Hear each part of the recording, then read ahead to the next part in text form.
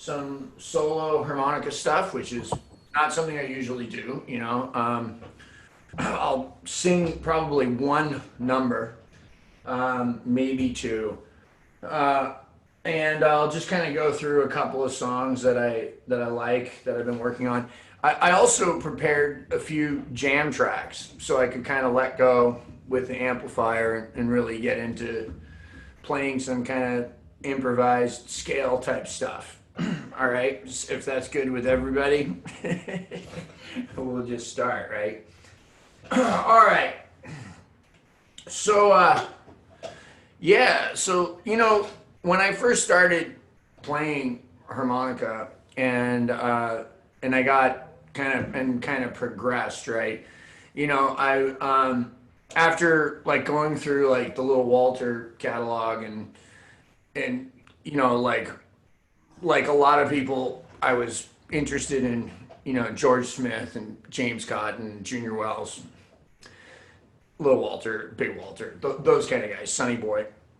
I kind of like, I heard this guy in Memphis named Pat Ramsey. And Pat was like sort of more of I don't know what you'd call a modern player. Like he had a sort of a rock approach. And every note was, very exacting.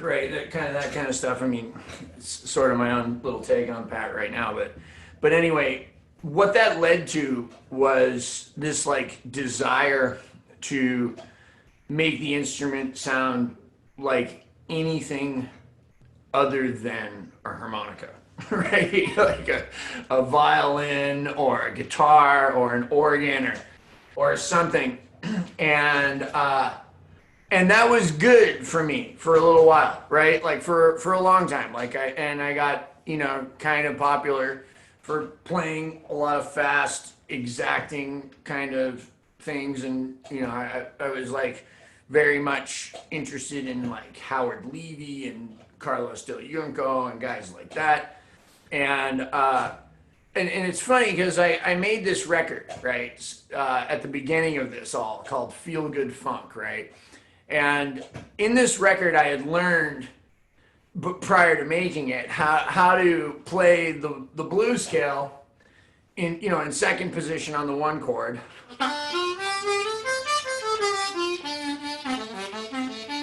and then on the four chord, treat the four chord like first position,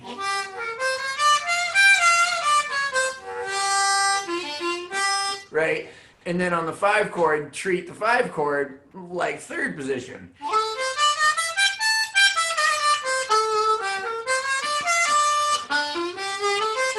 Right. So I really thought I was like, I was like 28 and I just thought I had, I was the man, that I had discovered some new thing, right? So, so like I made this record like to show everybody how cool I was. And I sent the record to all of my heroes. Okay, so the first I sent it to Howard, I sent it to Pat Ramsey, I sent it to Adam Gusso, and I sent it to Carlos Del Junco, and I sent it to Paul DeLay. Okay, so when Pat got the record, Ramsey, he was like, "Great, thanks for stealing, all my licks. I appreciate it." And also, you can't sing, right? So I was like, cool, that's a totally legitimate criticism of the record, right? And I'll make the adjustments and figure it out. Adam Gusso said, hey man, your intonation on the three draw bend is a little off in places. And he was right. He was right too, right? So I was like, okay, cool, like whatever. I know. I can hear it too. I'll make the adjustments. But like, no big deal.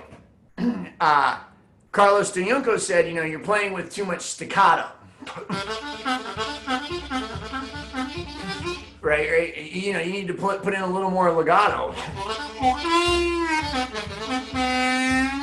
Right? Just keep it interesting rhythmically. And he was totally right too, right? But like, who cares, right? Like, it's not a big deal. Like, yeah, I can hear that too. And Howard Levy was like, great, you learned to arpeggiate 3 chords. Now learn the rest, right? And so that was pretty profound.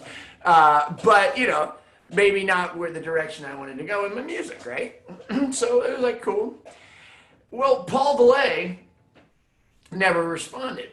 And so finally, I was on the phone with Paul DeLay's guitar player, who books a festival in Oregon called the Waterfront Blues Festival. And I was trying to get my band into the... At the end of the conversation, I said, listen, the guy's name was Peter Damon, great guitar player. He's on most of DeLay's records, right? I said, listen, Peter, do you think you could give the record that I submitted for the Waterfront Blues Festival to Paul? Because I sent it to him and I haven't heard anything back. And he said I'd be delighted to. So Paul and I played phone tag for a little while, and then I finally got him on the phone, and I'm not going to share he never even said hello. He just started with a joke. This piano player walks into a mob bar. Okay, and I listened to the joke. I'm not going to share the joke with you. And then at the end of the joke, he said to me, he goes, so I suppose you want to know what I think of your record. And I said, yeah, that's why I'm calling, right? And he's like, yeah, I only have one thing to say to you, and it's a question. And I said, okay. And he said, why are you so fucking afraid for it to sound like a harmonica? Now that was what was wrong with the record. Not the intonation, okay? Not the legato or lack thereof, okay? Not that I stole some pat licks. Not that I wasn't a great singer. The record had something to prove musically instead of being musical, okay? Right? So, and part of that includes the great things about DeLay, that he's not afraid to play chords, that he's not afraid to be imperfect, that he'll use sounds on the harmonica, right, that are like abstract or funny or goofy, right?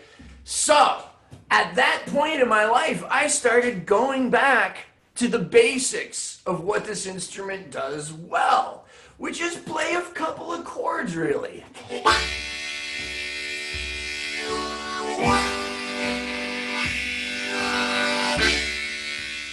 And I started to work on a lot of things that I considered them harmful to the progression of the instrument, like fox chases. So, today, ladies and gentlemen of the UK, I'm going to play a completely improvised fox chase. So it will be full of mistakes. It will be based on chords and mostly the major pentatonic. However, I will most likely deviate intentionally at some point from that formula. Other than that, I have no idea what's going to happen.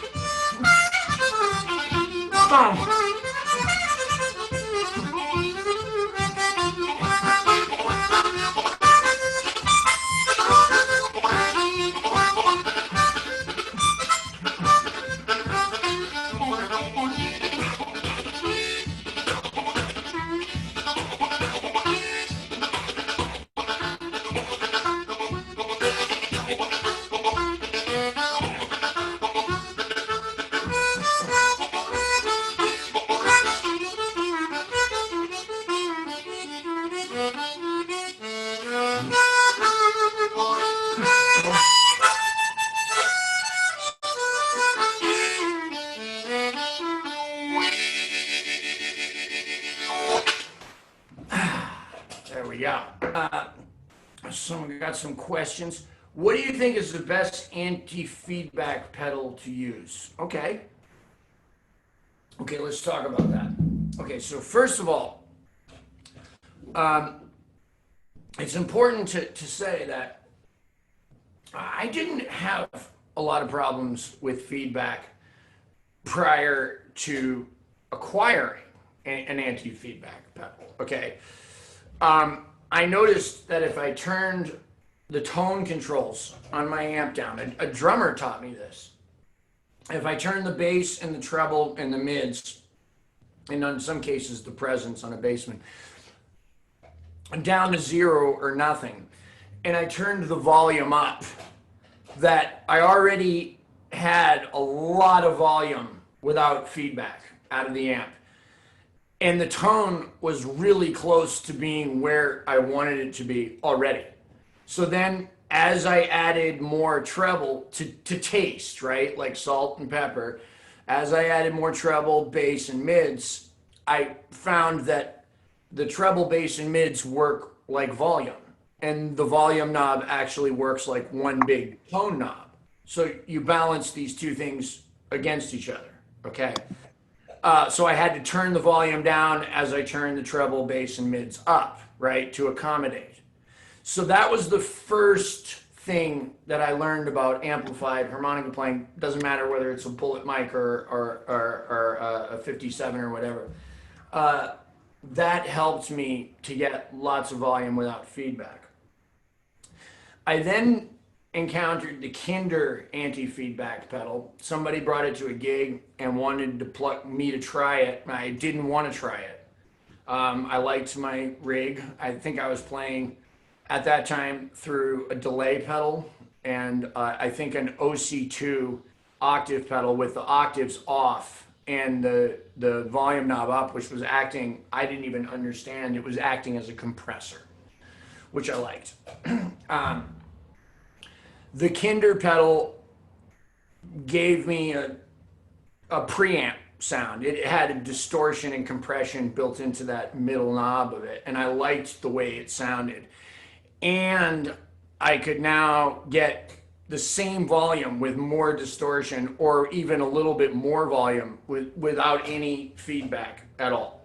So I really liked that pedal. And I used it for years. And I thought that it was, and I liked it so much that I had 2 of them in case one broke. Somewhere along the line, I sold all those pedals, and not because I didn't like them, but because I had fell upon self-inflicted hard times. And I sold all those pedals. And when I got back into playing, the Lone Wolf Blues Company sent me a bunch of pedals, mainly the Harp Break, okay, which is a distortion preamp pedal, and the anti-feedback pedal, which I helped develop. So that pedal works differently than the Kinder. The Kinder attempts to target offending frequencies, bass and treble, and then you turn the knobs until they stop being offensive, right? Until they stop causing feedback. That's a great method. The only problem with that method, and I have, I returned, I got a Kinder pedal again before I tried the Lone Wolf Heartbreak. And I was listening to the pedal with a new set of ears, and it's my personal opinion that you can still hear a solid state element to the pedal, which it has. And I think it's audible. So, in other words, I no longer liked the way it made my tone sound. I had changed, okay? Now, when I listen back to the recordings of me playing on that pedal, I don't find it offensive. But strangely enough, when I play live with that pedal, and I've done it a handful of times since I've had this revelation, I don't like the way I sound in real time, right? Like there's something about that the frequency, the way it sounds, the sonic emotional imprint that it leaves on me that I no longer enjoy, and that's just me personally, you know. The cool thing about the Lone Wolf pedal, so there's the cool things about the Kinder pedal. It compresses, it distorts, it targets offensive frequencies, and it does all of those things really well. The cool thing about the Lone Wolf pedal is it's just a gate. So as soon as you stop playing, it cuts your signal off. It does nothing at all to your tone, right? It doesn't distort, it's got one knob. Now the problem with that pedal is sometimes it will gate soft playing, like a slow vibrato.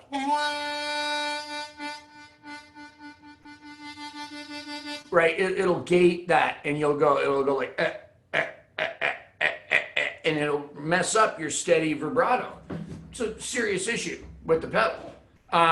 It's a big enough issue that if somebody made a decision not to use that pedal, it would certainly be understandable. However, we have recently put on a modification on the pedal where you can turn it off. So if you want to play really soft and really quiet, you're probably not going to have any feedback anyway because you're soft and quiet. So you just hit the button and it goes off. You turn your volume control down a little bit and boom, boom, boom, you can play without it. So to me, that pedal right now is my favorite anti-feedback pedal. Now, I haven't really tried any of the other pedals like equalizers or stuff like that, and those might be, great ways of eliminating feedback too. But in conclusion, the best way to get loud without feedback is to first do it on your amp and then add pedals right after that. Okay, I hope that answered that question. Let's see. All right, yeah, the Lone Wolf Harp Shield. All right, let's do another one. All right, so I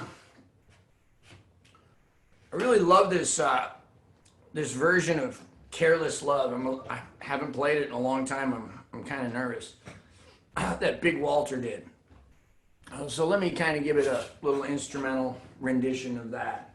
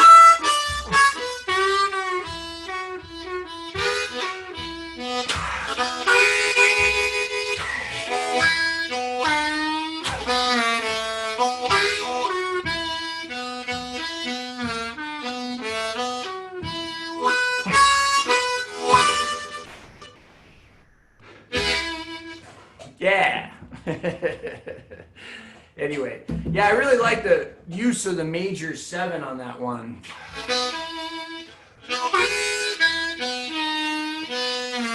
That's that 2-draw half-step bend, right? And it's nice up top too.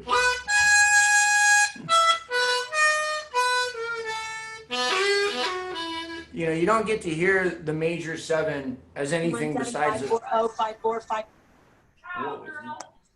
All right, somebody's not on mute. Anyway, yeah, you don't get to hear the major 7 or the 2-draw half-step bend or 5 overblow in crossharp used as an actual note in a lot of blues, right? Like we'll use it as a passing tone, but we don't actually hear it.